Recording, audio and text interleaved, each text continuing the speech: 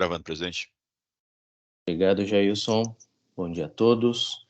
Iniciamos formalmente a sessão de julgamento da 6ª Câmara Julgadora do Tribunal de Impostos e Taxas, sessão do dia 14 de setembro de 2023, fazendo aqui a verificação do quórum e pedindo aos colegas que confirmem a presença no sistema.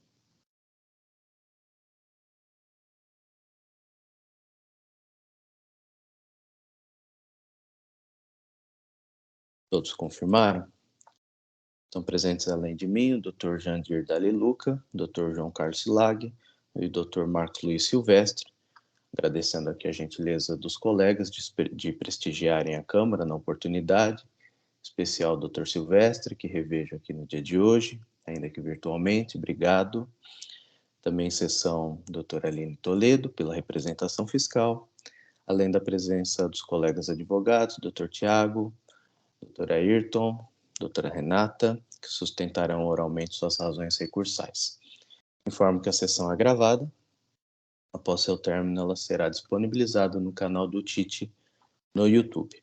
Peço a gentileza de, por hora, deixar os microfones desligados para evitarem ruídos, só acionando quando forem falar. Atendendo aqui a ordem da pauta, vamos iniciar pelo primeiro processo, auto de infração 4.115.933, Neometais, Tecnologia de Comércio de Metais Limitada, relatoria Dr. João Carlos Silag, sustentação oral pelo Dr. Antônio Ayrton. Vou aqui registrar, liberar e passo a palavra ao relator para a leitura do relatório. Dr. Silag, fica à vontade. Obrigado, bom dia a todos. Eu vou passar a leitura do relatório. É um recurso ordinário, constam diversas acusações, porém os itens 3, 5, 6 e 7 já tiveram os débitos quitados em decorrência de parcelamento no âmbito do PEP e remanescem, portanto, em julgamento os itens 1, 2, 4, 8 e 9 do auto de infração. Houve diversas diligências promovidas pelo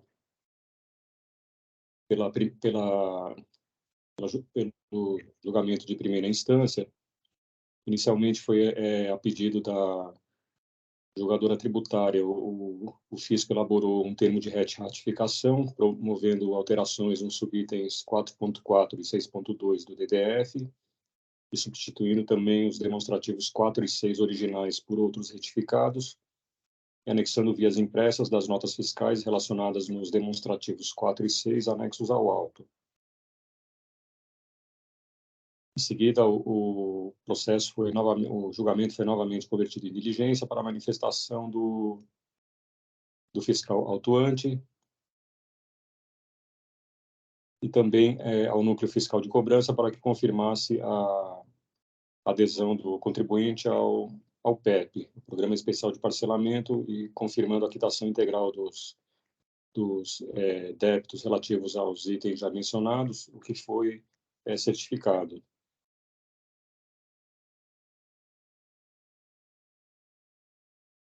Houve nova diligência, foi promovida um novo termo de retificação, alterando os valores do item 1, com a exclusão de operações isentas e não tributadas do demonstrativo 1, e que foram incluídas no demonstrativo 2, relativa ao item 2 do auto de infração.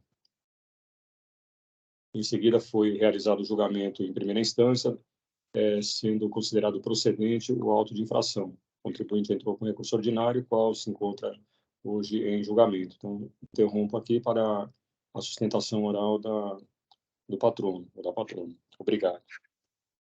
Obrigado, Dr. Silag. Dr. Ayrton, bom dia.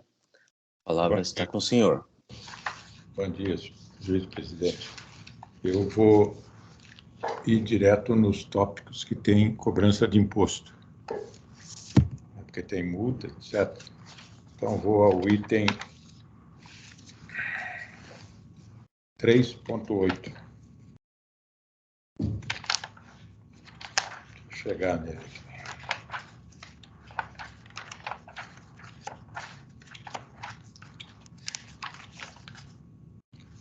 3.8 é exigido ICMS no valor de R$ 676.362,33, centrado em suposta diferença apurada por meio de levantamento específico realizado no depósito fechado. Então, aí surge a primeira questão, que foi levantada na defesa e repetida no recurso, porque a incidência do ICMS era a operação de venda. E, no caso aqui, tomou-se a diferença da transferência do depósito fechado para a empresa. A acusação é que foi destinado ao depósito fechado R$ 58.427.179,96 e que dele retornou R$ 62.182.748,47.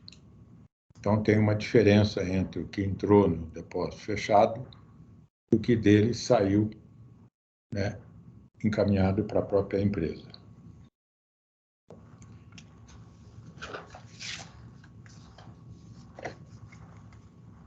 Aí a acusação ficou ancorada no artigo 85.1a da lei base do ICMS, que é falta de pagamento do imposto de venda sem nota fiscal.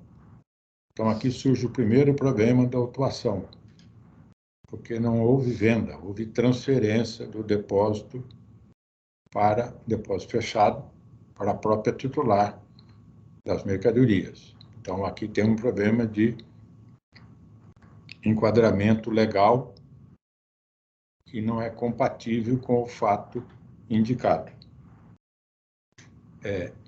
Para ser coerente com o fato indicado, deveria estar enquadrado no 85.3c, que seria recebimento de mercadoria sem nota fiscal. Então, este é o primeiro ponto que foi levantado nas defesas e agora no recurso. Agora, concretamente, o que aconteceu? Houve um erro de indicação de valor das mercadorias que está demonstrado nos autos, numa tabela, na folha 2896, que botou umas casas a mais no valor da mercadoria, um erro de identificação. Então, foi daí que resultou essa diferença. Então, nesse item, que é um dos itens principais da autuação, além da questão do enquadramento legal e do erro do enquadramento legal e da aplicação do dispositivo, de fato, como foi demonstrado nas defesas, não existe a diferença. O que existe foi um erro na hora de atribuir o valor da transferência. Então, neste ponto, esses são os elementos que a empresa traz adulta avaliação dos juízes. O outro item é o item 3.9, que trata da falta de pagamento de imposto apurado por presunção, no valor de R$ 354.148. E a acusação é que teria nota fiscal não contabilizada. Na verdade, não tem isso. E mais, as notas fiscais sindicadas estão dando essa diferença, é material de consumo da empresa. Então, não é de operação de venda, que também tornaria indevida a autuação, porque não teria a operação subsequente de venda. A decisão de primeira instância, atendendo a atuação do fisco, pediu para converter e apresentar a escrituração. E foi apresentada. Como a empresa tem muito movimento, o fisco entendeu que a escrituração era muito ampla e não examinou essa questão. Então, também nesse ponto não há imposto verdadeiramente a ser exigido. O terceiro item que tem imposto é o item 4, e que corresponde à saída para as empresas naval. A empresa, ela atua na área comercial. Então, qual foi a acusação do fisco? Que não poderia ter essa operação, porque houve industrialização. Só que os autos juntados, as defesas juntadas e apresentado ao fisco, evidenciou que foi industrialização por conta e ordem deles, para depois fazer a venda. E isto não foi considerado pela autuação. Os demais itens trata de aplicação de multa, etc., mas na sustentação aqui, nós vamos ficar centralizados nesses 3 pontos, que são os pontos importantes do auto. E com essas breves esclarecimentos, senhor presidente, a empresa solicita que receba a defesa dela e que dê provimento ao recurso. E eu fico à disposição para esclarecimento, se é necessário. Muito obrigado. Agradeço, doutor Ayrton, muito obrigado. Devolvo a palavra ao relator. Obrigado. Cumprimento o patrono pela sustentação oral, que atacou os pontos em debate e objetividade. Vou passar ao meu voto.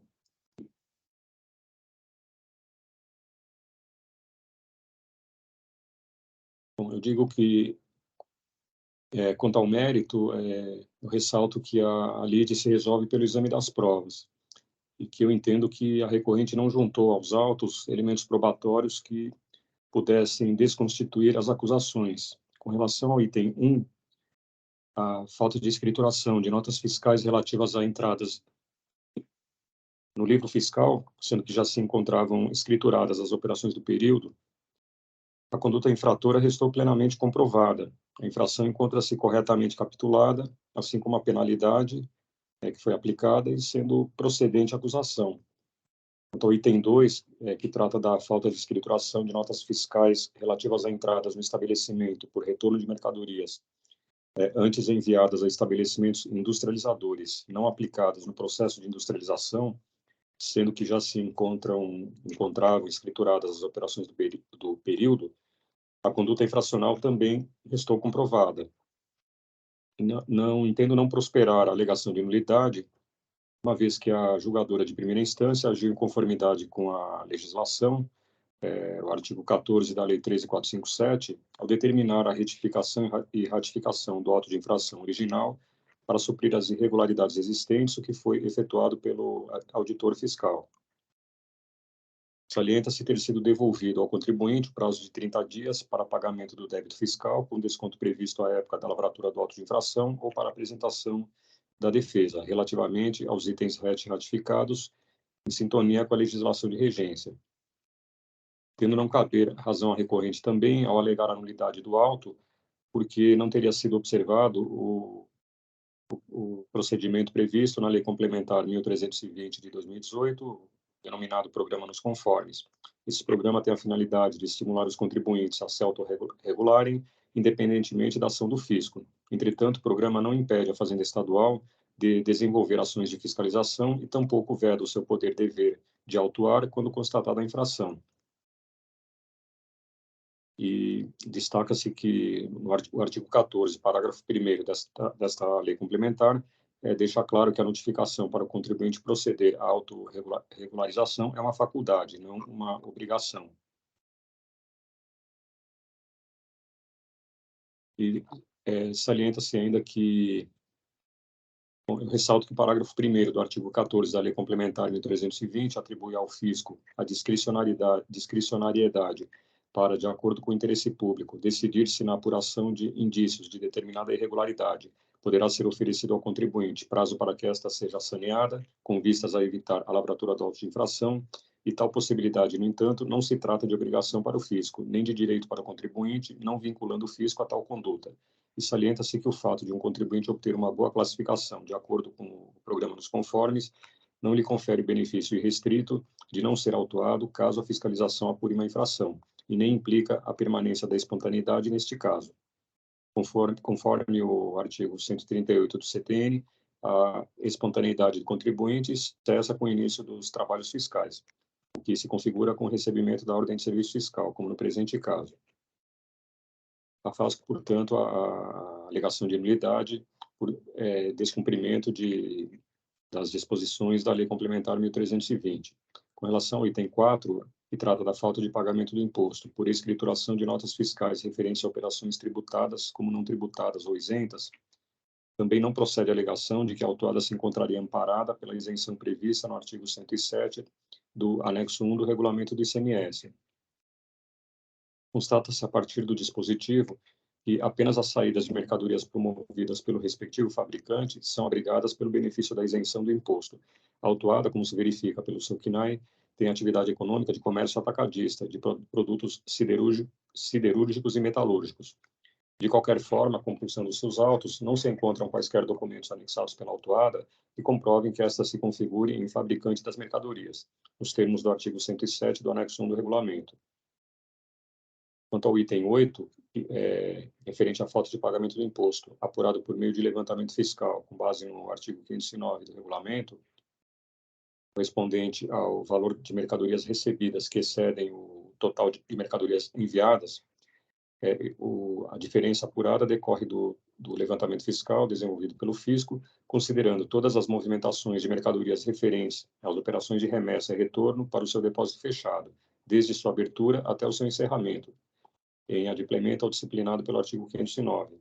Destaca-se que o levantamento foi realizado a partir da documentação apresentada pela própria autuada.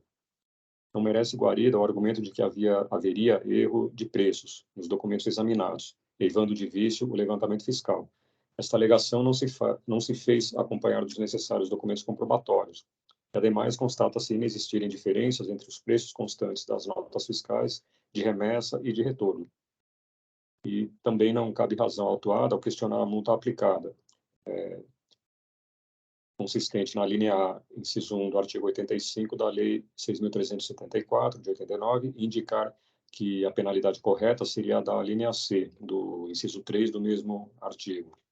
A penalidade aplicada encontra-se em perfeita sintonia com a infração apontada e, além do mais, a multa pretendida é mais gravosa, implicando em valor superior, correspondente a 30% do valor da operação, em vez de 80% do valor do imposto, conforme a penalidade combinada.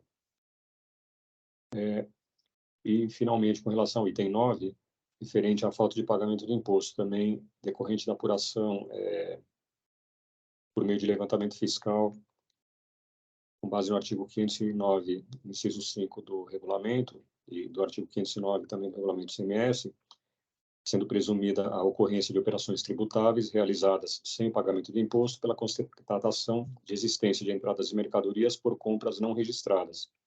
A recorrente alega que a acusação teria por fundamento resposta à notificação equivocada de que as notas fiscais não teriam sido contabilizadas.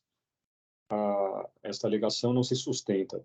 A própria autuada reconhece a infração à legislação tributária ao argumentar que se tratam de aquisições de materiais de uso e consumo que não foram registradas na sua escrituração fiscal, conforme as folhas 4.287. Assim, entendo que também essa infração encontra-se corretamente capitulada e apenada, decorrente da presunção da ocorrência de operações tributadas devido a aquisições de mercadorias não registradas, nos termos da legislação. Quanto ao pleito pela redução ou relevação das multas para os itens 1 e 2 do auto de infração, observo que o artigo 527-A do regulamento apresenta os requisitos a serem cumpridos, os quais são a seguir examinados. Então, eu apresento os 4 itens, os requisitos objetivos e subjetivos que devem ser observados pelo julgador no artigo referente ao artigo 527-A para a concessão ou não do benefício da relevação ou redução da multa. E digo que, primeiro, salienta-se que a interessada não se desincumbiu de sua obrigação de apresentar os elementos necessários para comprovar o adimplemento desses requisitos, de modo a fazer jus ao benefício fiscal. A relação de autos de infração lavrados contra a mesma autuada, trazida aos autos pela representação fiscal, a folha 4.307, não recomenda a aplicação do benefício. No presente caso, acrescenta-se que o valor total das operações de saída e prestações realizadas pelo estabelecimento nos 12 meses anteriores à lavratura do auto, conforme a folha 9, corresponde a mais de 82 milhões de reais, o que igualmente não recomenda o benefício fiscal. E, a despeito de a recorrente não ter pedido a redução dos juros de mora aplicados, verifico que a representação fiscal postulou essa medida, as folhas 4.305 e 4.313 de seu parecer. Então, nesse sentido, eu determino a redução dos juros aplicados conforme a taxa Selic, nos termos da súmula número 10, revisada desse tribunal. Assim, diante de todo o exposto, conheço do recurso ordinário e concedo-lhe parcial provimento apenas para reduzir os juros de mora aplicados à taxa Selic, conforme a súmula número 10 desse tribunal. É como voto, senhor presidente. Agradeço, Dr. Silag. O voto está registrado em debates. Pergunto à ilustre representação fiscal, doutora Aline, tem alguma consideração nesse caso? Não, não tenho nada. Ok. Dr. Jandir? Pois não, presidente. Inicialmente, bom dia a todos. Eu gostaria de cumprimentar o patrono pela sustentação oral. Agora, quanto ao voto preferido pelo Dr. João Carlos, eu entendo que foram tratadas, com exatidão as questões controvertidas, Como bem dito no voto, as acusações demandavam prova, para serem rebatidas, O que acabou não sendo feito pela recorrente, que se limitou a apresentar argumentos, mas sem base probatória que o sustentassem, E quanto ao artigo 527-A, eu também não vislumbro condições, nesse caso, de serem aplicadas, redução ou elevação, da penalidade. Então, dessa forma, eu acompanho o Dr. João Carlos, a quem eu aproveito para cumprimentar e parabenizar pelo voto. Obrigado. Obrigado, Dr. Jandir. Dr. Silvestre?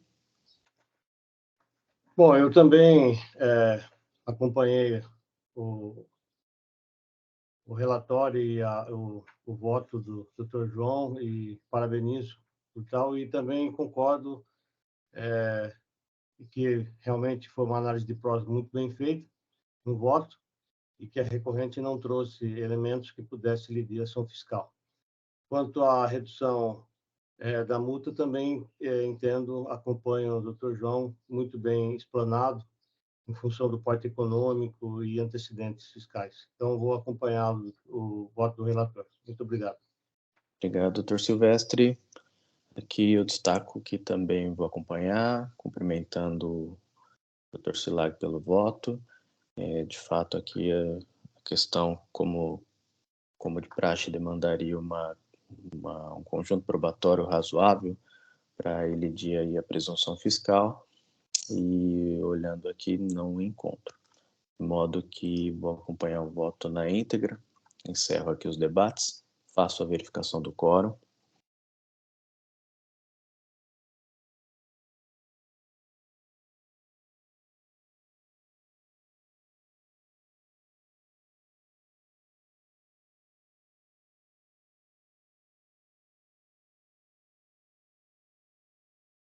Inicio votação.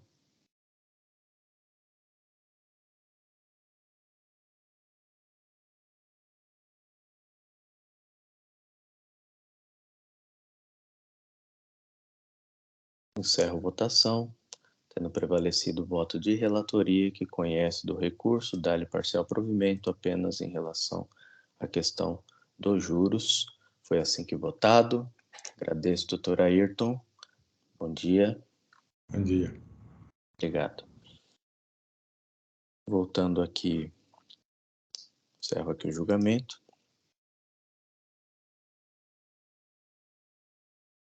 Retornando à pauta.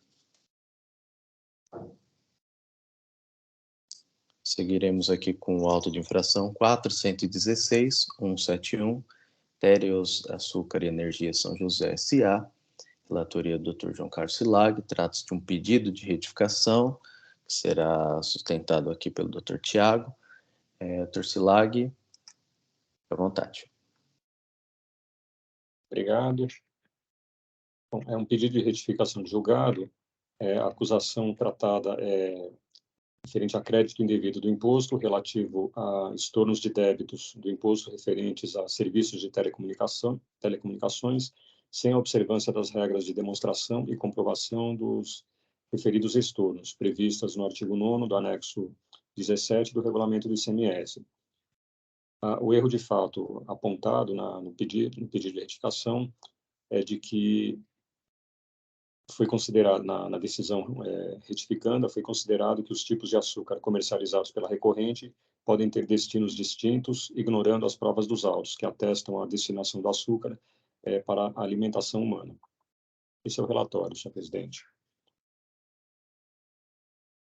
Obrigado, Dr. Silag. De fato, o Dr. Tiago apontou um ponto aí, foi com relação ao relatório, né, Dr. Tiago? O áudio. Bom, primeiramente, bom dia novamente, senhor presidente, bom dia demais jogadores, ilustre representante do fisco, membro da representação fiscal. Senhor presidente, exatamente, o início do relatório não me parecia do caso concreto, a questão de créditos de telecomunicação, mas depois acredito que o final, doutor Silag, estava preciso. É exatamente essa questão do açúcar VHP. Tá, só questionando o Dr. Silag se tem algum ajuste. Realmente, peço desculpas, agora estou vendo realmente, o caso não trata de serviços de telecomunicações, mas foi só a ementa que eu me equivoquei e peguei de outro processo. Não tem problema, isso daí a gente ajusta. Tá. Obrigado. Imagina. Então, enquanto isso, Dr. Tiago, fica à vontade. Claro, vou ser bastante breve, e um dos principais motivos para minha exposição é que a composição da turma, quando julgou-se o recurso ordinário, teve uma pequena alteração aqui, né?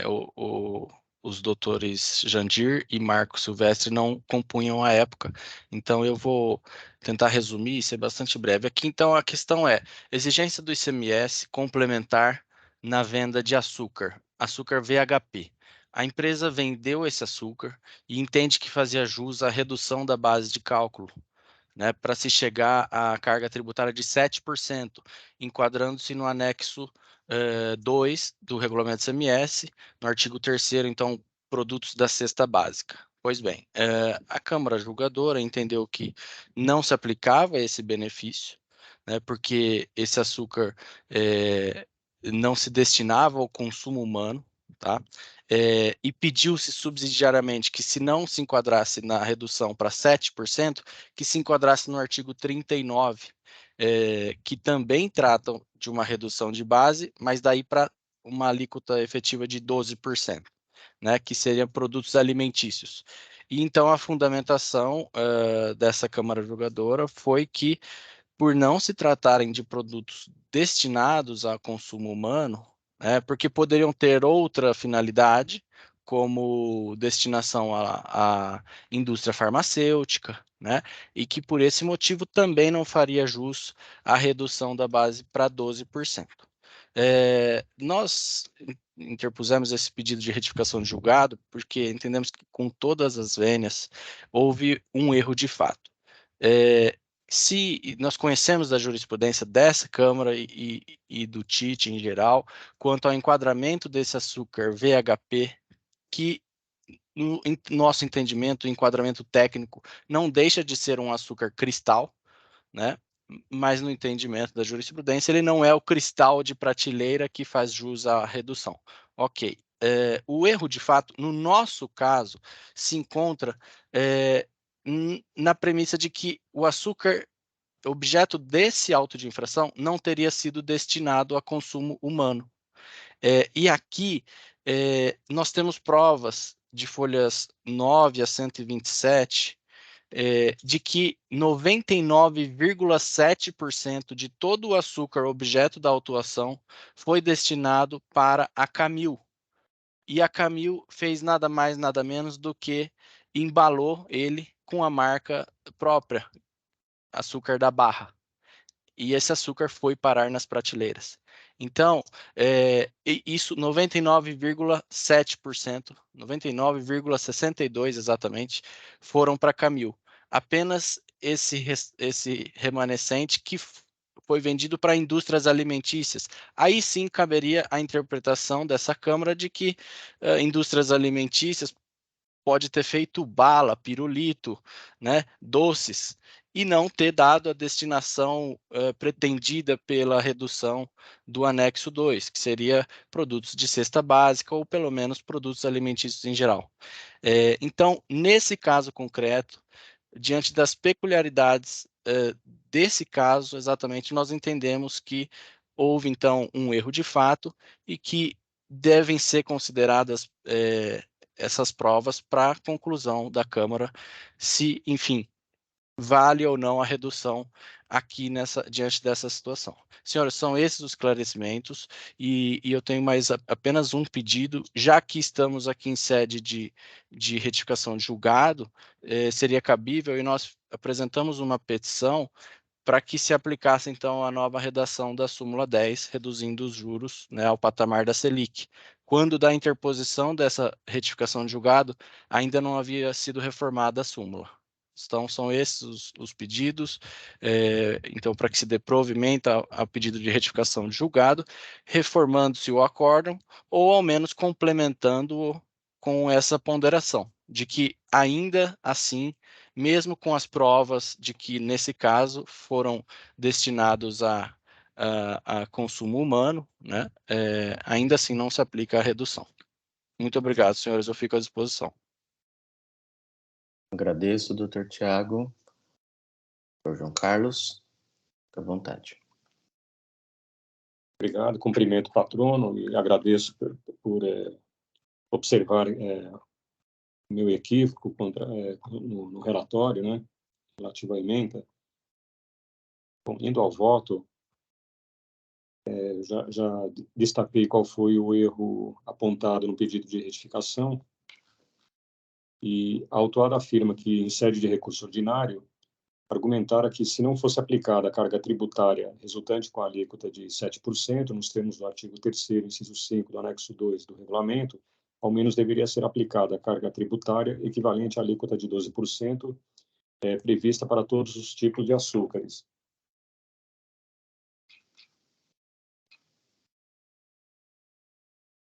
Nos termos do artigo 39, inciso 10 do anexo 2 do regulamento, uma vez que não se aplica a alíquota de 18% ao açúcar no estado de São Paulo. Eu trago a decisão retificanda, que se encontra a folha 965, acho que não há necessidade de ler, e digo que a recorrente alega que a decisão retificanda teria ignorado as provas presentes nos autos, adotando a premissa equivocada de que o açúcar comercializado pela autuada teria tido destinos distintos da alimentação humana. Haveria provas nos autos de que o destinatário dos produtos da autuada seria a Camil Alimentos S.A. do setor alimentício. Para dirimir a questão, destaco que o mérito já restou decidido no julgamento do recurso especial fazendário, tendo os autos retornado para julgamento do recurso ordinário, apenas e tão somente, abro aspas para o acórdão especial, então somente para, abro aspas, para complemento de julgamento em face das demais alegações do particular e ali não apreciadas, conforme destaque do acórdão recorrido, infine, fecha aspas.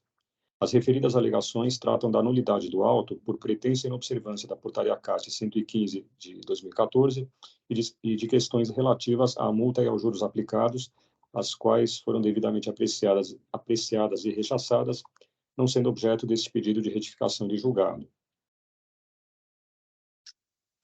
A alegação remanescente refere-se à anulação do auto de infração devido a erro na capitulação por não ter sido aplicada a redução da base de cálculo com carga tributária equivalente a 12%, nos termos do artigo 39, inciso 10, anexo 2 do regulamento do ICMS. A despeito desta alegação também ter sido apreciada e afastada, bem como as demais, no julgamento do recurso ordinário por esta sexta Câmara Julgadora, ressalto que a matéria está intrinsecamente ligada ao mérito, o qual restou devidamente julgado no âmbito deste egrégio tribunal, no julgamento do supracitado apelo especial interposto pela Fazenda Pública. Saliento que naquele julgamento o mérito da lide, considerando, entre outros elementos, os açúcares comercializados pela hora recorrente e o laudo técnico por esta apresentado, foi examinado de forma exauriente, conforme excertos reproduzidos da folha 923. Eu destaco do acórdão do recurso especial, do julgamento do recurso especial, os itens 16 a 19 e depois 29 e 30. Portanto, não se vislumbra o alegado erro de fato no respeitável acórdão. O julgamento ACO examinou a matéria que lhe foi devolvida em seus estritos termos. Esta cuida tão somente de complemento de julgado que não envolve o reexame do mérito. Constato que a recorrente, inconformada com a decisão proferida em sede recursal, busca, por meio do presente pedido de retificação de julgado, um novo julgamento de seu recurso ordinário, na tentativa de uma decisão que lhe seja favorável. Entretanto, não há previsão no ordenamento quanto ao retorno de um processo ao órgão julgador da mesma instância para a revisão de decisão anteriormente proferida por meio de novo julgamento. Ressalto que o mérito já restou julgado pela instância superior desse tribunal, não cabendo a este órgão julgador rever o acórdão prolatado em sede de recurso especial. O pedido de retificação de julgado, por sua vez, tem a finalidade de verificar a existência de erro de fato em uma decisão, o qual, se existente, será passível de retificação. No caso ora examinado, foi constatado que a decisão retificanda não contém o erro de fato apontado. Em face do exposto, deixo de conhecer do pedido de retificação de julgado. Esse é o meu voto. Agora, peço ajuda aos colegas, né, com relação ao pedido feito agora durante a sustentação oral, relativo à redução dos juros conforme a súmula número 10. Eu acho que poderia... Então, assim, nesse ponto, Dr. Silag e os demais colegas, a orientação é no sentido de que, embora não se trate tecnicamente de um erro de fato, esse tipo de abordagem, né, o ajuste aí com base na súmula 10, poderia ser tratado, inclusive, nesse instrumento PRJ, né, até porque a própria manifestação com relação à súmula admite qualquer tipo de peticionamento, uma petição incidental, seja pelo contribuinte, seja pela própria representação fiscal. O que vale aqui é o interesse do todo, né, e não a forma. Então, se trataria aqui de uma exceção aos limites, né, do próprio PRJ. Então, acho que está bem confortável com relação à possibilidade da gente fazer isso, né? Eu imagino que o Dr. Silag já tenha essa redação assim de forma fácil, né?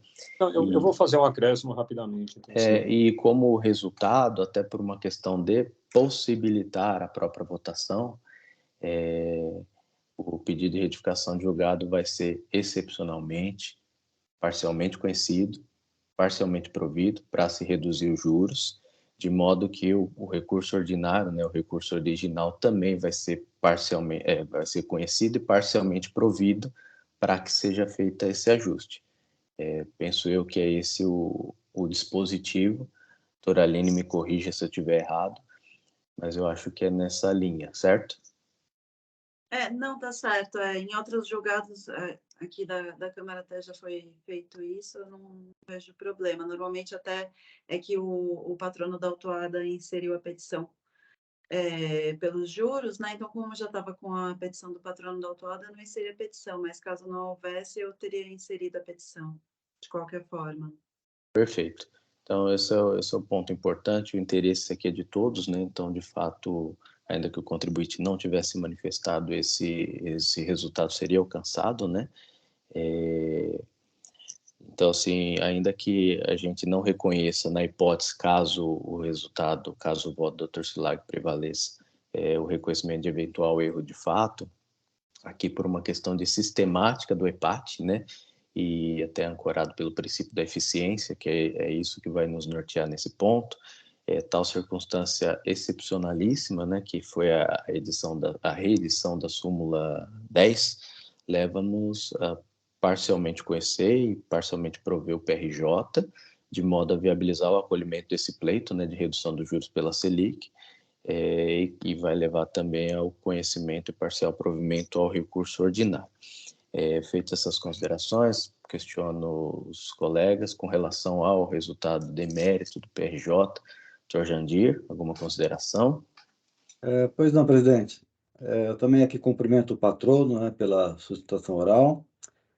Mas conforme bem colocado no voto do Dr. João, realmente me parece que a questão relativa à natureza do açúcar, né, não estava abrangida no complemento do julgado que foi determinado pela Câmara Superior, né?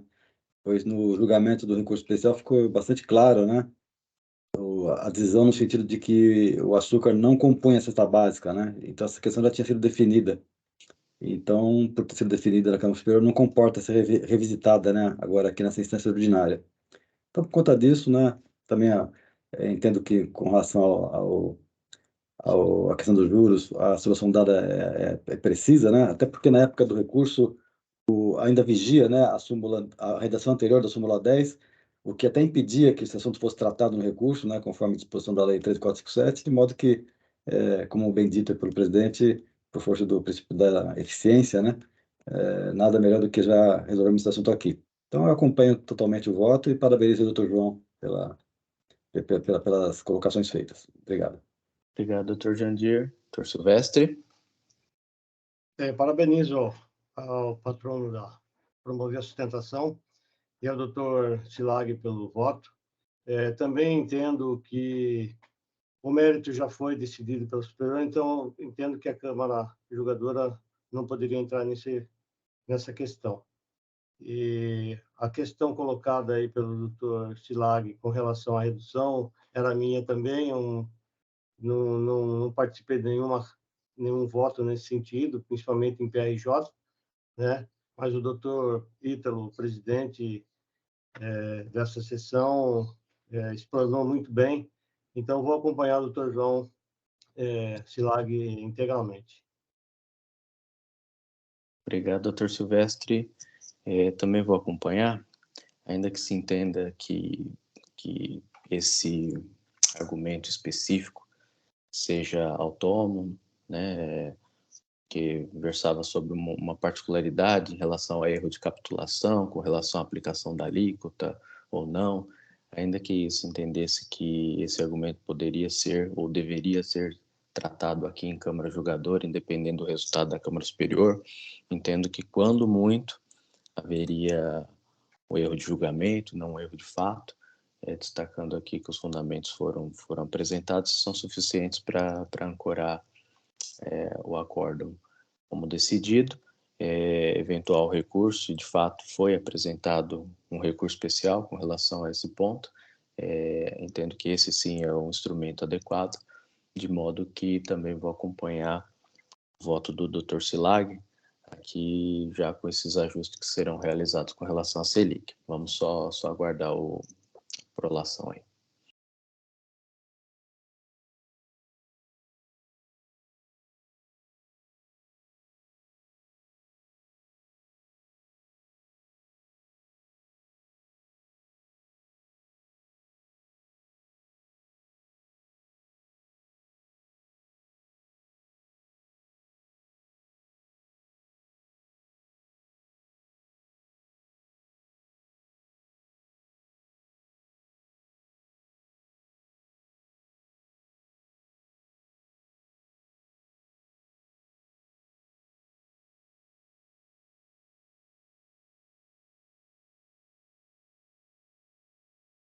Olha, eu antes de registrar o voto, eu alterei a ementa e no final da ementa eu coloquei o seguinte: pedido de retificação de julgado parcialmente conhecido, com parcial provimento, apenas para reduzir os juros de mora aplicados à taxa Selic, conforme a nova redação da súmula número 10 desse tribunal.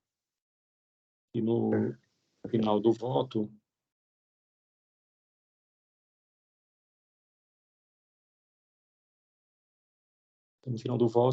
ficou assim, então, como já constava, no caso era examinado, foi constatado que a decisão retificanda não contém o erro de fato apontado.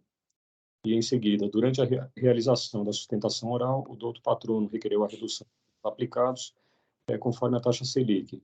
Acolho o pedido para determinar a redução dos juros nos termos da súmula número 10 desse tribunal. Aí, transcrevo a súmula e concluo, em face do exposto, conheço parcialmente do pedido de retificação de julgado para conceder-lhe parcial provimento, aplicando as disposições da súmula número 10 desse tribunal. Para mim tá ok. Na votação, essa circunstância vai te obrigar a votar também o recurso ordinário, e nesse ponto você vai ser obrigado aí a conhecer integralmente, né, do recurso ordinário e dar-lhe provimento parcial para que essa decisão aí ela tenha efeito.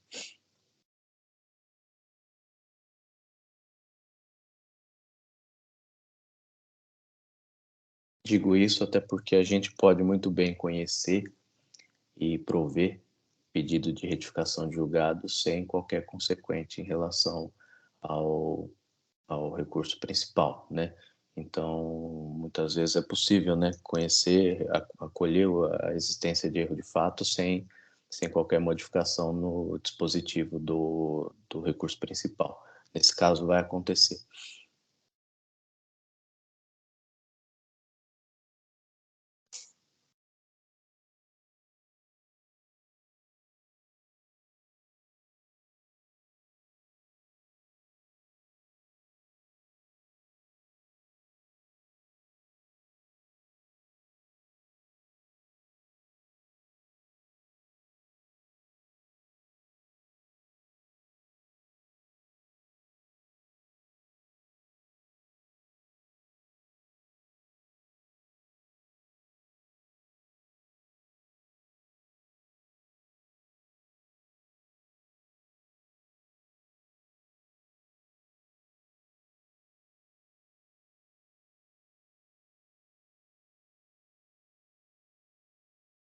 Bom, já registrei.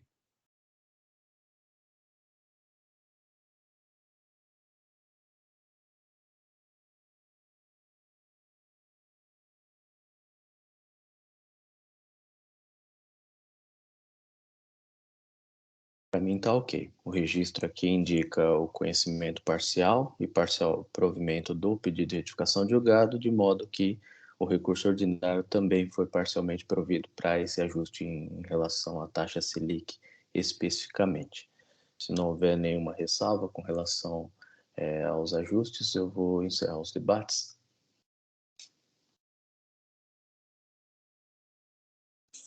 E fazer aqui a verificação do quórum.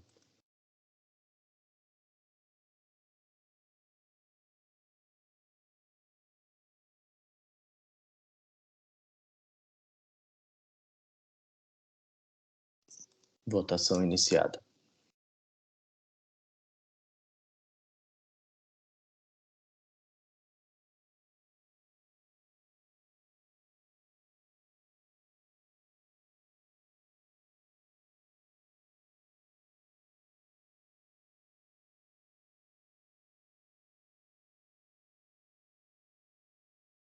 Encerro a votação, prevalecendo aqui o voto de relatoria que ajusta apenas os juros para que sejam limitados à taxa Selic.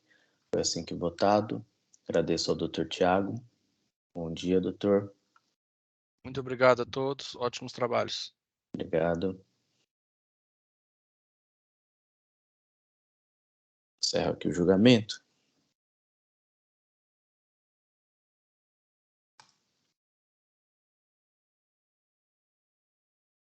Auto de infração 450-656, Suzano S.A., relatoria Dr. João Carlos Lag, traz de um recurso ordinário, será sustentado pela doutora Renata.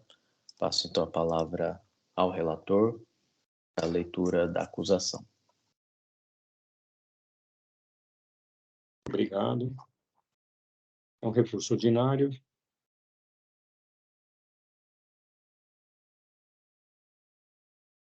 Consta de uma acusação de emissão de notas fiscais consignando declaração falsa quanto ao estabelecimento de destino. E no polo passivo da autuação constam também três sócios ou contabilista como responsáveis solidários.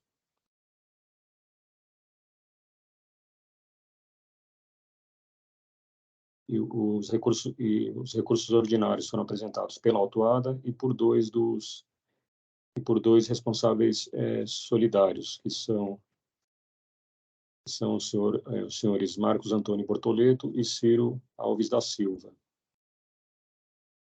Então, acho que é o suficiente. Obrigado, doutor Silag. Doutora Renata, bom dia. A palavra é sua. Olá, bom dia. Ilustríssimo senhor relator João Carlos Silag e demais julgadores dessa colém da 6ª Câmara de Julgamento. Eu estou aqui para sintetizar as razões pelas quais o recurso ordinário da Suzano merece ser julgado integralmente procedente. Bom, o meu caso é um auto de infração lavrado para a exigência de CMS de junho de 2018 a abril de 2022, em razão de operação de venda de papel imune à empresa Vivacor, gráfica e editora Eireli.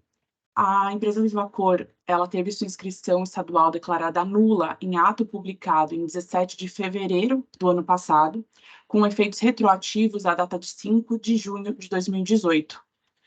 Dessa forma, os documentos fiscais que respaldam as operações, eles foram desclassificados por conta dessa suposta declaração falsa quanto ao estabelecimento de destino, ensejando a cobrança de ICMS não recolhido na ocasião contra a Suzano. Para a gente compreender, né, a legitimidade da cobrança do ICMS nesse caso, é importante que se entenda que a Suzano ela foi vítima de um esquema criminoso, onde pessoas se utilizavam de empresas autorizadas a adquirir papéis imunes para desviá-los a terceiros. Inclusive, o trabalho da fiscalização ele começa a partir do depoimento de um partícipe dessa estrutura criminosa, que descreve o modus operandi do esquema de desvio de finalidade de papel imune. O que acontecia é que essa organização ela se utilizava de empresas habilitadas a adquirir o papel imune para comprá-los de fornecedores idôneos e absolutamente alheios ao ilícito. Nesse contexto, a Suzano, enquanto uma das maiores fabricantes de papel do país, ela foi escolhida, obviamente, sem qualquer conhecimento das pretensões ilícitas dos adquirentes, para vender esse papel imune, que posteriormente à venda seria desviado pelo grupo criminoso. As mensagens, e-mails e tratativas comerciais da venda do papel imune foram verificadas pela fiscalização, que concluiu de forma equivocada que a Suzano ela teria conhecimento desse desvio da finalidade dos papéis imunes e estaria, de alguma forma, participando desse esquema fraudulento. Mas isso não é verdade, não existe no relatório fiscal, em nenhum documento, nenhuma prova de que a Suzano ela conheceria as intenções dos adquirentes. Inclusive os prints que foram juntados no relatório fiscal, as comunicações que haviam entre os funcionários da Suzano e esses indivíduos não provam nenhuma participação que daria um indício de ilicitude que eles teriam participado desse esquema criminoso. O que a gente verifica do relatório fiscal é uma construção da apresentação da má-fé da Suzano, um roteiro calunioso contra a empresa e seus funcionários. No entanto, a boa-fé da Suzano ela é manifesta e é comprovada por documentos tanto anexados ao relatório circunstanciados quanto à defesa. E também estão na linha do tema 272 e súmula 509 do STJ, que demonstra, primeiro, que as vendas elas foram sim realizadas, segundo, que a Suzano ela verificou a regularidade das empresas adquirentes, tanto é que todas as notas fiscais elas constam referência ao número RECOP, sem o qual a venda ela não poderia ter ocorrido, com imunidade, né? E terceiro, que houve o pagamento e o transporte das mercadorias. Então, qualquer desvio de finalidade que tenha ocorrido, isso foi apenas após a venda feita pela Suzano. Então, eventual ocorrência do desvio de função de finalidade, qualquer cobrança do tributo em razão do desvio de função de finalidade, deveria recair sobre o adquirente. Inclusive, é o que consta do artigo 2º, parágrafo único da Portaria CAT 14 de 2010. A acusação de que a Suzano teria interesse nessa repartição do resultado da sonegação não faz muito sentido também, porque a empresa, ela comprovadamente, ela atua em conjunto com a Receita Federal no enfrentamento de fraudes na venda de papel imune, ela não teria qualquer vantagem na venda desse papel, e na medida em que ela gera receitas e devolve à sociedade, em forma de tributo e investimento social, montantes bastante relevantes. Então, a eventual vantagem seria muito irrelevante do ponto de vista dos ganhos da empresa. A narrativa construída pela fiscalização, ela não se sustenta e não tem qualquer verossimilhança. Não bastasse tudo isso que eu expus anteriormente, ao analisar deditamente o relatório circunstanciado, dá para ver que tem uma nulidade também no lançamento, por conta dos indícios, dos vícios da apuração do débito de ICMS. A autoridade, ela adotou como base de cálculo dos lançamentos os valores das mercadorias indicadas nas notas emitidas ao longo do período, mas ela não procedeu à adequada reconstituição da escrita fiscal para fins de quantificação do tributo supostamente devido. Mas isso deveria ter ocorrido, porque na hipótese da existência de saldo credor, em alguns meses relacionados nessa autuação, inclusive, não haveria sequer tributo devido. Inclusive, a gente trouxe já a informação, um exemplo, que em março de 2021, existia um saldo credor de mais de 70 milhões de reais. Ou seja, só poderia haver cobrança do imposto se fosse realizada a recomposição da escrita e depois apurado o saldo devedor. Então, a ausência de reconstituição da escrita fiscal, além de afrontar o princípio da não cumulatividade, também viola o artigo 142 do CTN. Então, a gente verifica aqui que o trabalho ele é precário e deixa de considerar créditos que existiam na contabilidade da Suzano, e o que implicaria na consequente invalidação da autuação que a gente está discutindo agora. Além disso, a gente também pode verificar que na decisão recorrida tem uma nulidade, porque o julgador ele deixou de analisar quase que integralmente os argumentos apresentados na impugnação, como, por exemplo, o fato da Suzano ser comprometida com combate a gestões criminosas, a ausência de verossimilhança da acusação, quando considerada a atuação qualificada da Suzano, e a robustez do seu capital, enquanto e seus resultados econômicos perante sociedades, ou seja, ela não teria nenhuma vantagem, né, em participar desse esquema fraudulento. Também a impossibilidade dela ter conhecimento desse esquema fraudulento até a data que teve o cancelamento da inscrição estadual da Vivacor, e também não tem nenhuma prova, como dos funcionários da Suzano teriam conhecimento do conhecimento de fraude. Então, nenhum desses pontos, que inclusive foram tratados agora na minha sustentação oral, eles foram analisados pela decisão de primeira instância. Que por conta disso, deve ser reconhecida a nulidade dessa decisão.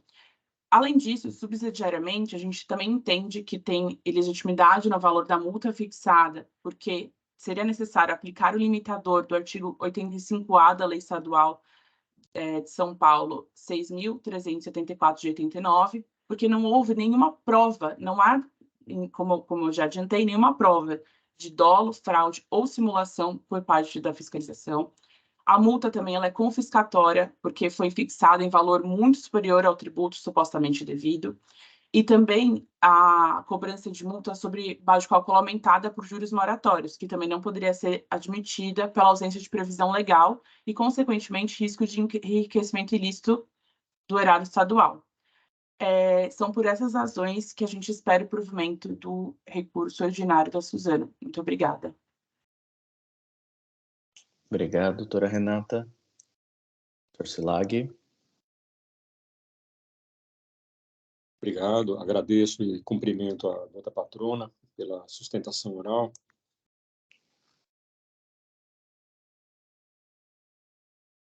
E indo ao voto,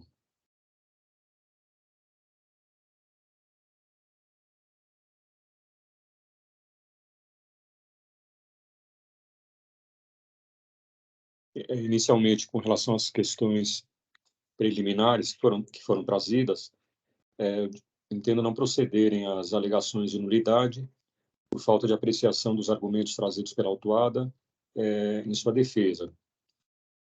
Da leitura da decisão na instância singular, constata-se que o julgador fiscal deteve-se sobre as razões produzidas pela recorrente e também sobre as provas constantes dos autos, fundamentando a decisão de forma adequada e suficiente. E, ademais, verifica-se que a interessada não demonstra objetivamente quais de suas alegações não teriam sido adequadamente examinadas. Afasto, portanto, a alegação de nulidade da decisão de primeira instância por carência de prestação jurisdicional. Entendo também não proceder o argumento de nulidade da decisão recorrida devido à alegada ausência da recomposição da escrita fiscal com a compensação dos saldos devedores. Como é disso, não se encontra tal previsão na legislação. E como bem explanado pela representação fiscal, as folhas 1120, se fosse permitido tal procedimento, abre aspas, bastaria que o contribuinte, dentro da sistemática de débito e crédito do ICMS, possuísse saldo credor para que o cometimento de infrações sequer fosse penalizado. Seu direito ao crédito do imposto pode ser exercido dentro do prazo legal disciplinado na legislação e desde que cumpridos os requisitos legais, não cabendo ao fisco proceder nesse sentido, fecha aspas. Ingresso no exame do mérito das acusações e, conforme se retira do relatório circunstanciado, que é parte integrante do auto de infração, a acusação trata da emissão de notas fiscais consignando declaração falsa quanto ao estabelecimento de destino. A suposta destinatária, a Vivacor Gráfica e Editora Eireli, teve sua inscrição estadual declarada nula por simulação de existência do estabelecimento. O trabalho fiscal comprovou que as empresas eram controladas por um grupo que praticava fraude estruturada com a finalidade de dissimular o pagamento do imposto por meio da utilização de diversas empresas fictícias com quadro societário simulado, conforme detalhado pelo fisco, no relatório circunstanciado, qual apresenta outras evidências da simulação do quadro societário das empresas, acompanhadas das respectivas provas. As notas fiscais desclassificadas acobertaram operações com papel, mercadorias que estariam sujeitas à imunidade tributária prevista constitucionalmente. Com a desclassificação dos documentos fiscais, o imposto devido foi calculado por meio da aplicação da alíquota de 18% sobre o valor das operações. Em decorrência da verificação de dolo, fraude ou simulação, com base no robusto conjunto probatório acostado aos autos, deixou de ser aplicado o artigo 85-A da Lei 6.374, de 89. A lavratura do auto de infração decorre dos trabalhos desenvolvidos pela fiscalização no âmbito da Operação Game Over, com a finalidade de combater fraude estruturada no setor de eletroeletrônicos. E para melhor entendimento, no voto eu reproduzo excertos do relatório circunstanciado, onde é bem detidamente examinada como se deu a fraude estruturada. E vou ler apenas um parágrafo dessa parte do relatório circunstanciado que fala da fraude estruturada. Então, diz o seguinte: em linhas gerais, a fraude consiste na compra de papel imune por uma ou mais empresas do grupo, que após trânsito por outras empresas envolvidas na fraude, vendiam as mercadorias para clientes como distribuidoras de papel, gráficas e varejistas. O recolhimento do imposto era dissimulado por meio de desvio de finalidade do papel, sem o respectivo pagamento do imposto, do não recolhimento do imposto declarado em empresas cujos sócios ostensivos foram identificados como laranjas, da falta de emissão de documento fiscal e da falta de destaque de imposto em operação tributada. Fecha aspas.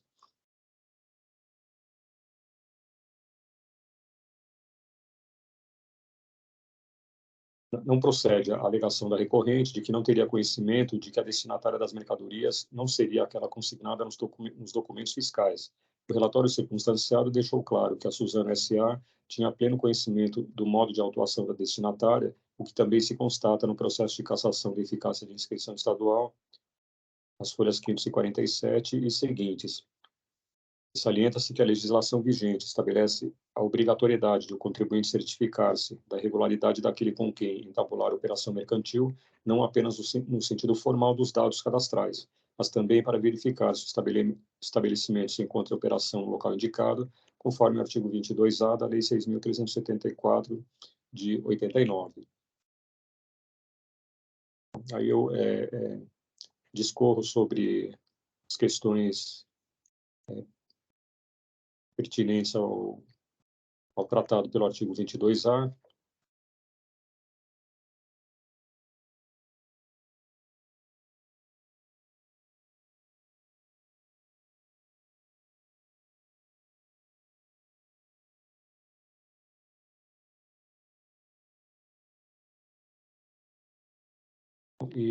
Indo adiante,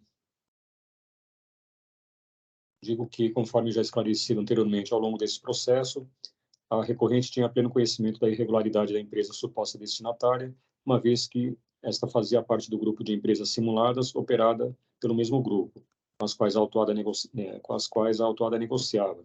Ressalto que o relatório circunstanciado apresenta de forma minudente a fraude estruturada na qual se encontravam envolvidas as operações objeto deste auto de infração.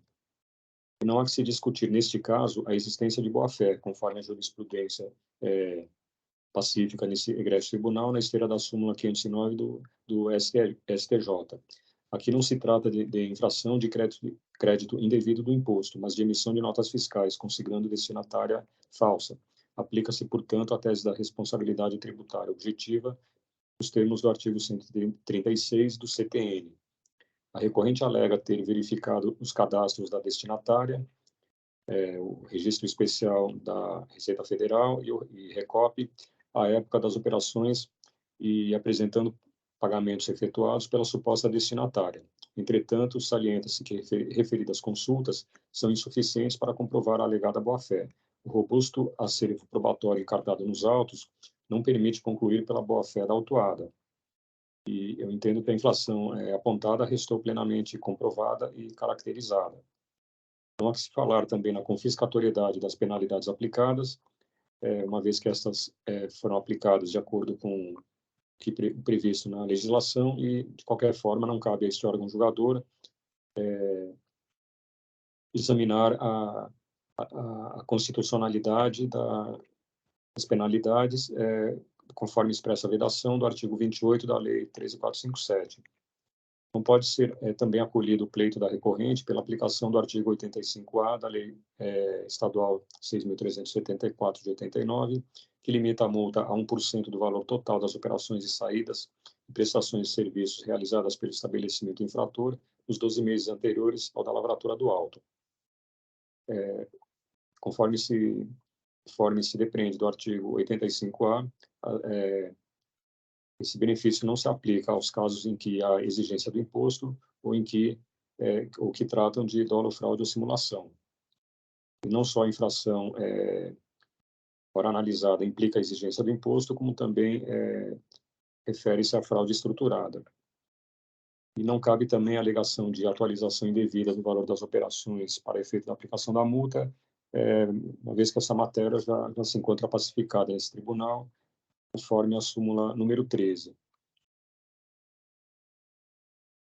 E tampouco se acolhe o pedido de redução do valor da penalidade aplicada, nos termos do artigo 527-A do regulamento, uma vez que, nesse caso, observa-se o inadimplemento de um dos requisitos objetivos, qual seja a exigência do imposto, ou seja, a infração implica exigência do imposto, o que veda a aplicação do benefício previsto no artigo 527-A.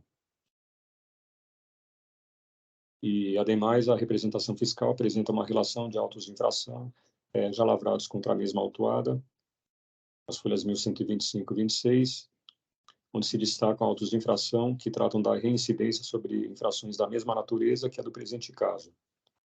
E, com relação aos responsáveis solidários, em seu recurso ordinário, o senhor Marcos Antônio Bortoleto alega inexistirem provas nos autos da sua participação na fraude estruturada.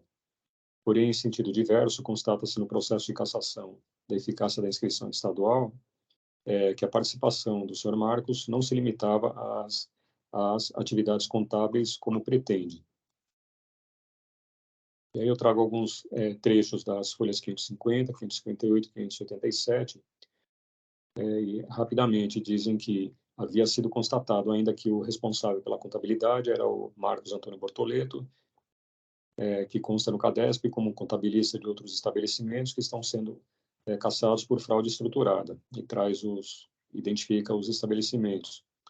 Depois diz que o senhor Marcos Antônio é contabilista da Vivacor e foi sócio da empresa Depado, a gráfica editora, caçada por simulação de existência de estabelecimento. E também o senhor Marcos prestou assessoria contábil, mesmo quando não constava oficialmente como contabilista, para empresas controladas por...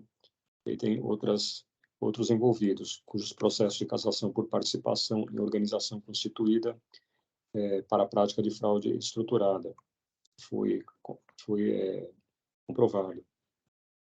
E, finalizando, é ainda digno de nota que Marcos Bortoleto chegou a oferecer a Vivacor para outro grupo já identificado como operador de fraude envolvendo papel imune. E da leitura dos relatos constantes do processo de cassação da inscrição estadual da Vivacor, resta cristalino que as atividades praticadas pelo senhor Marcos não se restringiam aos atos contábeis, implicando seu envolvimento na explicitada fraude estruturada e não havendo que se cogitar do seu afastamento como responsável solidário. Portanto, correta a sua inclusão no polo passivo como responsável solidário, salientando-se as disposições do artigo 10, inciso 13, alíneas B e E da Lei 6.374. Já o senhor Ciro Alves da Silva Neto alega não ser suficiente para sua inclusão como responsável solidário o fato de ser sócio da empresa destinatária. No entanto, destaca-se da manifestação fiscal, folhas 994 e 96, a participação preponderante do senhor Ciro na referida fraude estruturada. Vou ler apenas alguns trechos. A simulação de Ciro Neto, tal como descrita no relatório de cassação da Vivacor, não deixa dúvidas de sua participação na fraude. Não são poucos os documentos que relacionam Ciro Neto à Vivacor.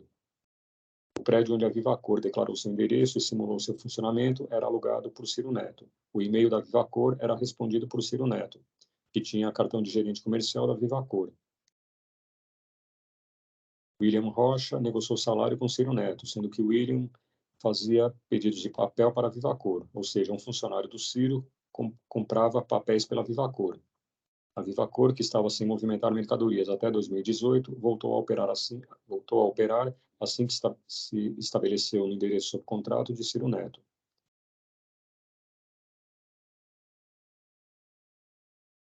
E outras constatações referentes à implicação do senhor Ciro Neto como responsável solidário. Em suas frágeis tentativas de desconstituir a responsabilidade solidária que lhe foi atribuída, o senhor Ciro procura desacreditar as provas coligidas pelo fisco, alegando que teria ocorrido abuso de poder devido à inexistência de mandado de busca e apreensão para o endereço da empresa Vivacor. Não procedem tais alegações. Encontra-se nos autos, a folha 640, o deferimento do pedido de busca e apreensão relativo a crimes contra a ordem tributária para 2 endereços domiciliares de envolvidos na fraude, para os quais foram lavrados termos de apreensão de documentos digitais. E no material apreendido nesses endereços foram identificados elementos probatórios da participação efetiva do senhor Ciro Alves da Silva Neto como solidário nas operações fraudulentas ora examinadas. Portanto, mantida a responsabilidade solidária do senhor Ciro Alves. E finalmente, o responsável solidário, Luiz Carlos de Andrade, deixou de apresentar recurso ordinário, sendo incontrovertida a sua participação no esquema fraudulento e restando mantida a sua responsabilidade solidária. Assim, diante de todo exposto, conheço dos recursos ordinários e nego-lhes provimento, mantendo incólume a decisão recorrida. Esse é o meu voto, senhor presidente. Vou fazer o registro agora. Perfeito, doutor Silac, agradeço. Em discussão, ilustre representação fiscal, doutora Aline, alguma consideração? Não, nenhuma consideração. O Dr. Silag já abordou todos os pontos. Acho que a fraude estruturada está bem demonstrada nos autos, inclusive para inclusão dos solidários no polo passivo da autuação. Perfeito. Dr. Jandir? Pois não, doutor Ítalo. De fato, como bem dissertado aí no voto do doutor João, a operação em questão ela foi realizada, né, no contexto de uma fraude estruturada cujas provas foram muito consistentes, né, que não deixam dúvidas aí do destino da finalidade do papel. Eu também concordo com o doutor João de que não se aplica, né, a esse caso a tese da boa-fé ser uma situação totalmente diferente, né, da infração, né, de crédito indevido. O padrão em toda a operação de circulação de mercadorias é sempre a incidência, né, do ICMS. A imunidade é uma exceção, né, constitucional, de modo que compete, né, ao vendedor cercar, né, de todos os cuidados de que essa destinação constitucional, que assegura exatamente a imunidade, ela está sendo cumprida, né? Isso claramente não foi feito aqui no caso dos autos. Outro ponto também que eu gostaria de destacar é sobre a possibilidade, né, do aproveitamento dos saldos credores. Além dessa matéria já essa questão, né, já está superada, né, pela jurisprudência aqui do Tite. Também, por coincidência, o STJ, né, também decidiu na semana passada, pela primeira vez, esse assunto, né, foi o primeiro caso que o STJ julgou sobre esse assunto, exatamente num caso envolvendo aqui o Estado de São Paulo.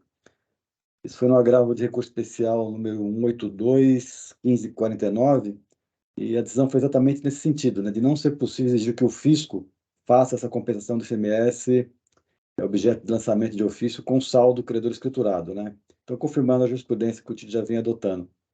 Então, encerrando já, eu parabenizo o doutor João Carlos, né? E já adianto que eu vou acompanhá-lo na íntegra. Obrigado.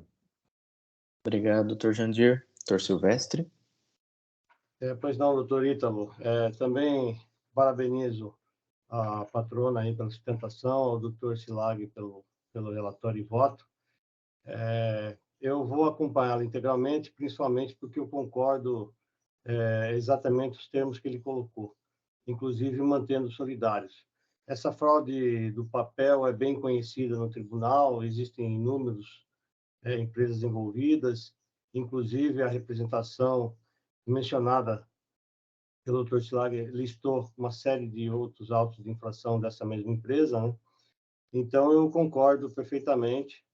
E também concordo com a questão de que a boa-fé não se aplica nessa análise por tratar de matéria distinta, né?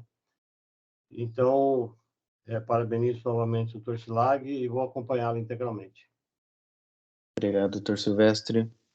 Também vou acompanhar, aproveitando aqui a oportunidade para parabenizar o Dr. Silag pelo voto.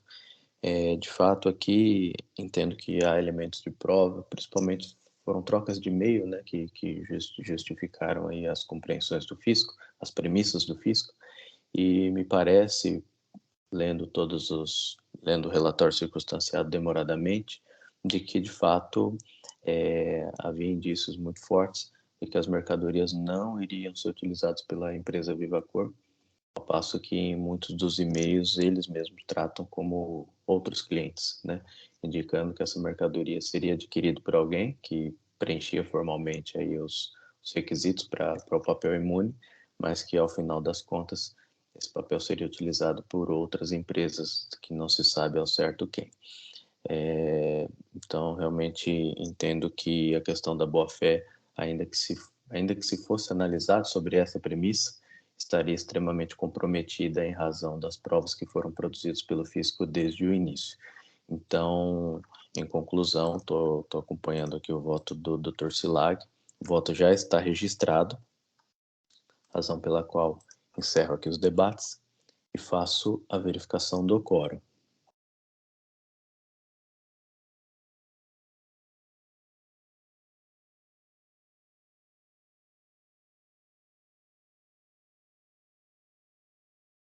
Votação iniciada.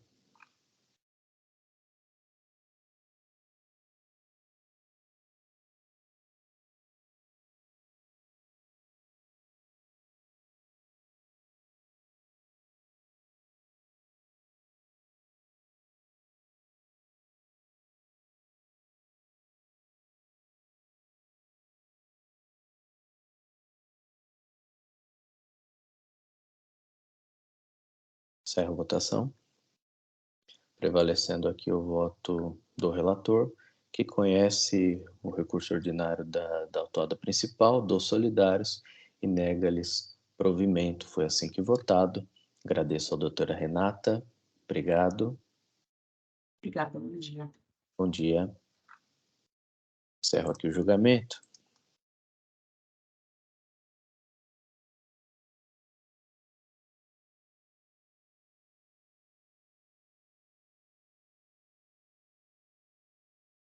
Passo então ao último processo da pauta, Superfood Alimentos, minha relatoria, não há sustentação oral, o voto já está registrado, então eu vou direto à leitura do voto.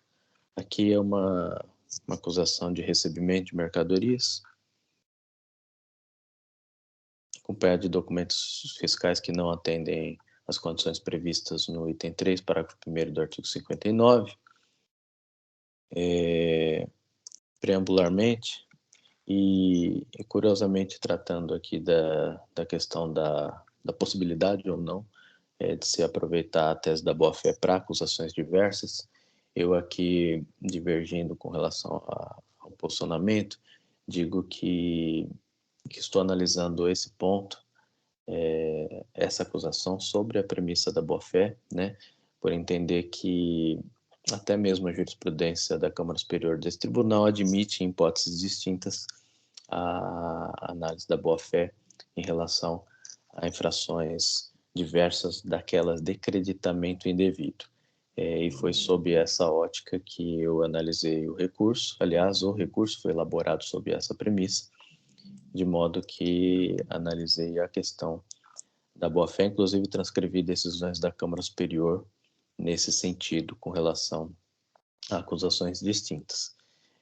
No mérito, não há inclusive argumentos subsidiários, né? Só questões meritórias, defende a efetividade de suas operações, e analiso com base, então, nos requisitos comprobatórios da boa-fé.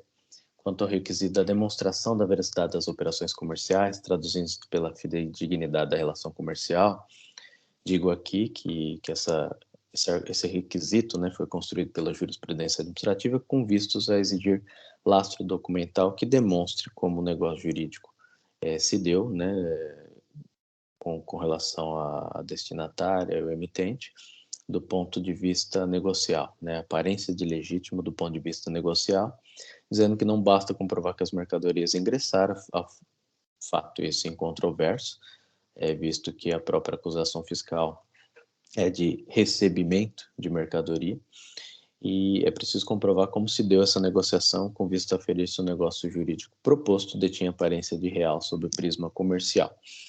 E aqui eu destaco uma questão que considero sui generis, cuja singularidade da operação comercial é detalhada pela recorrente em sede de fiscalização.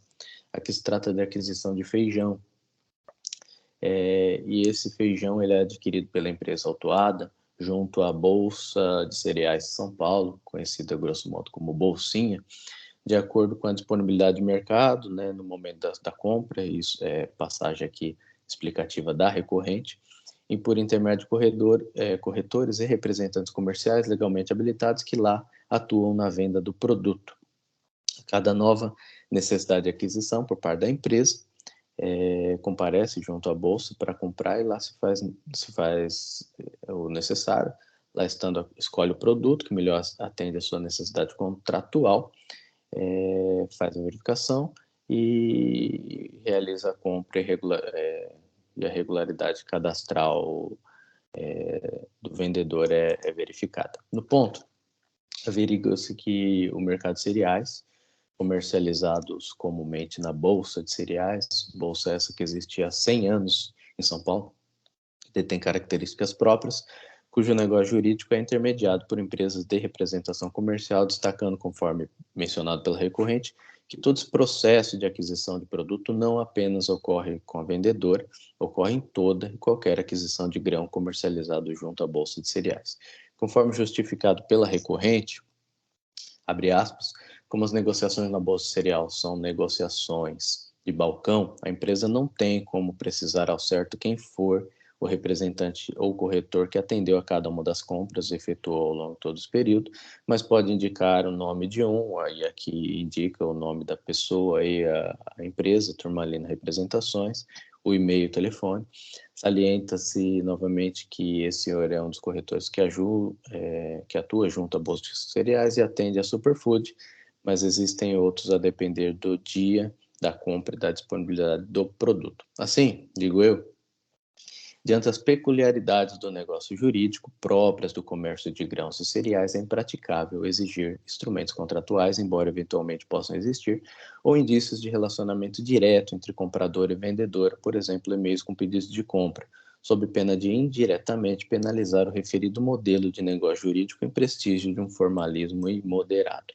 A pormenorizada descrição do negócio jurídico entabulado com a Enidônia, através de negócio de balcão na Bolsa de Cereais, como todo qualquer negócio da espécie, convence-me de que o negócio jurídico proposto pela emitente, a Enidônia, detinha aparência de real sob o prisma comercial. Penso, salvo melhor juízo, que não haveria como a recorrente, dada a singularidade do modelo de negócio, precaver-se de outra forma ou exigir mais do que o alcançado, mercadoria comprada e recebida de quem encontrava situação hábil, paga e revendida a órgãos da administração pública. Entendo, portanto, preenchido esse requisito. Quanto aos documentos relativos ao transporte, insta a registrar que a este julgador tais elementos, via de regra, não favorecem nem desfavorecem a pretensão da contribuinte. Nesse sentido, por entender que os dados do transporte não compõem nenhum dos requisitos da boa-fé, o que admite sem entendimento controverso, não reputo que eventuais inconsistências operam-se em desfavor da destinatária, à exceção da hipótese de o transporte ser indicado como de responsabilidade do destinatário, o que aí se operaria contrariamente à boa-fé deste, mas não é esse aqui o caso dos autos. No ponto, discordo frontalmente da decisão recorrida, no sentido de que, quanto ao transporte, nada apresentou a defendente para comprovar que recebeu a mercadoria recebida pelo estabelecimento do suposto fornecedor, dizendo aqui que o recebimento das mercadorias é fato incontroverso. A própria autoridade fiscal, atuante suas conclusões, minimiza tal circunstância ao afirmar que, abre aspas, embora não tenha apresentado comprovantes de transporte, alegando terem sido realizados sempre pelos fornecedores, não podemos afirmar que não houve efetiva entrada das mercadorias, principalmente pelo fato de que elas foram entregues aos clientes, que são, em sua maioria, prefeituras municipais, órgãos da administração pública ou semelhantes. Correta recorrente ao afirmar que, se na nota fiscal consta como transportador o próprio emitente, não há razão para que a destinatária desconfie da procedência fática da origem dos transportes de produtos, não é crível que dela se espere apresentar a geolocalização de rota que efetuou pelo veículo transportador. Assim, exigir provas de transporte realizadas que se deu sempre pelo fornecedor revela-se, ao meu sentir, pretexto para criar artificialmente empecilhos à demonstração da boa-fé da adquirente. Quanto aos pagamentos, trazidos as folhas 33 a 57, acompanhados de extratos de folhas 201 e 250, de onde se extrai o desprendimento do numerário, entendo-os como suficiente a comprovação da quitação das mercadorias realizadas diretamente à empresa emitente. A suficiência dos pagamentos é singelamente admitida pela decisão ACO e silenciada pela representação fiscal em contra-razões. Visto que os pagamentos deram-se em sua maioria por transferência bancária, TED, ou seja, sem a possibilidade de mascarar ou ocultar o real beneficiário, há inclusive pagamentos de 2 boletos que corrobora que a titularidade bancária da empresa Max Corrêa, eis que os dados bancários, agência e conta são rigorosamente os mesmos de todos os comprovantes.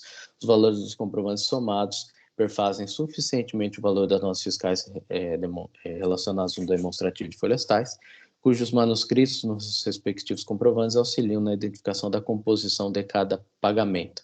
Ainda os pagamentos, aqui um ponto importante, há pagamentos realizados por terceiros, folhas 48, 50 e 52, estão justificados as folhas 281 e 282, que é um contrato de gestão financeira e empréstimo não oneroso, e não compromete, ao meu sentir, a legitimidade dos pagamentos, ao passo que, ao final e ao cabo, importa que os pagamentos sejam realizados em benefício da empresa emitente, não importando quem o faça. Assim, concluo que, pelo cumprimento desse requisito. Por fim, admite-se que não há documentos que comprovem a prévia verificação da regularidade da empresa autuante, por todo o período autuado, No entanto, destaca que a nota fiscal eletrônica foi emitida, o cadastro da empresa emitente estava ativo, tornando-se desnecessária a prévia consulta ao Sintegra, fazendo aqui uma análise com relação a esse requisito específico, dizendo, em conclusão, que entendo como um requisito suplantado pela própria sistemática de emissão eletrônica de documentos fiscais. Feitas tais considerações, entendo por preenchido todos os requisitos, opinando, portanto, pelo cancelamento integral do auto de infração.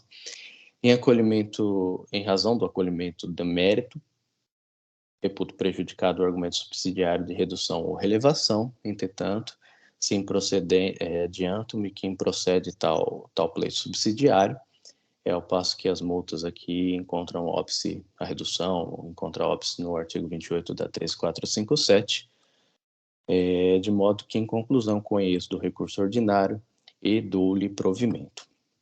Temos aqui um pedido de manifestação da representação fiscal, inclusive, dadas as circunstâncias, tipo de acusação, o dispositivo, né, que cancela o auto de infração, e todas as peculiaridades que apontei, imagino que tal circunstância provoque aí a divergência.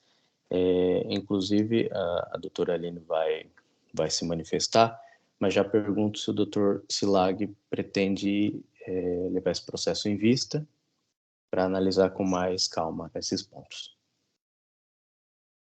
Obrigado, senhor presidente. Não, justamente,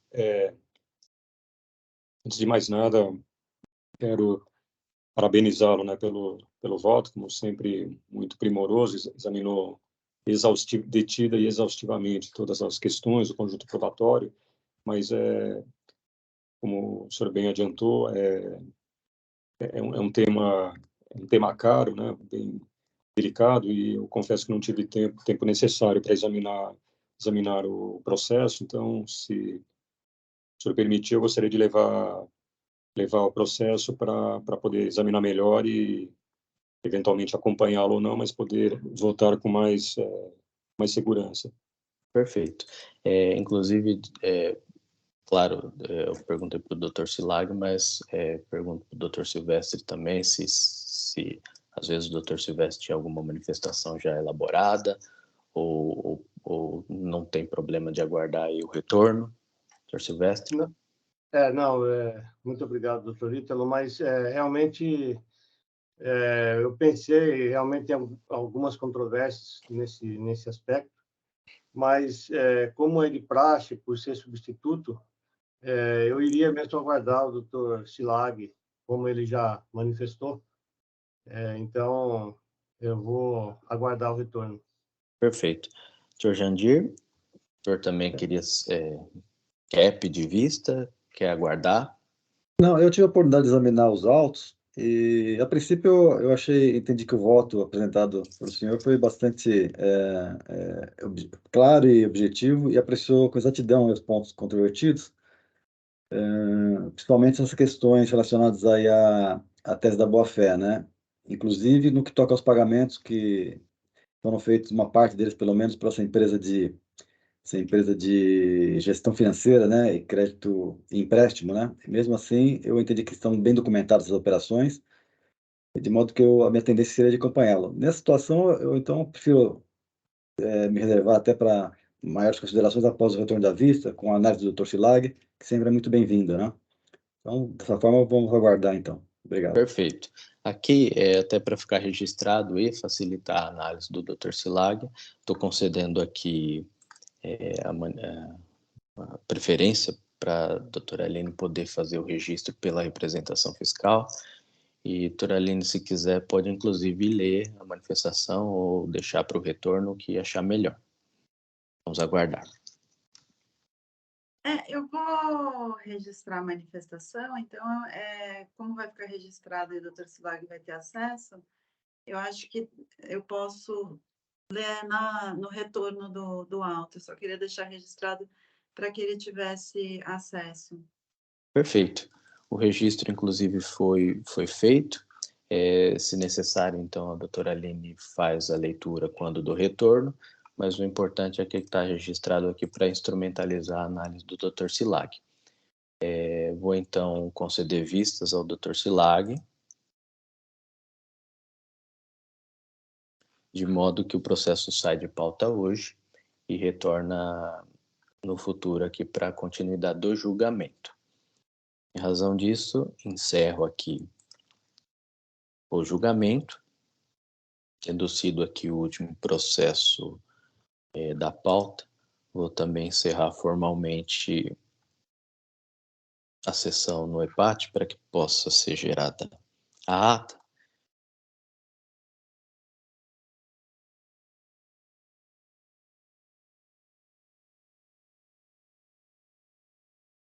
Formalmente eu encerro a sessão, agradecendo aqui a todos os presentes. Peço ao Jailson, por gentileza, para encerrar a gravação.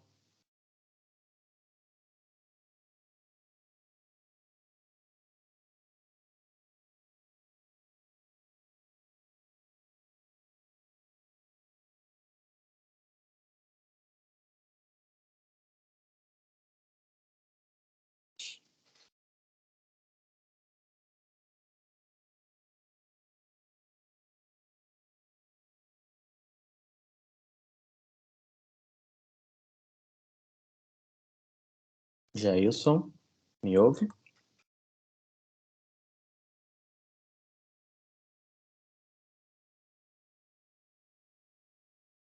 Ô, presidente, caiu aqui minha conexão.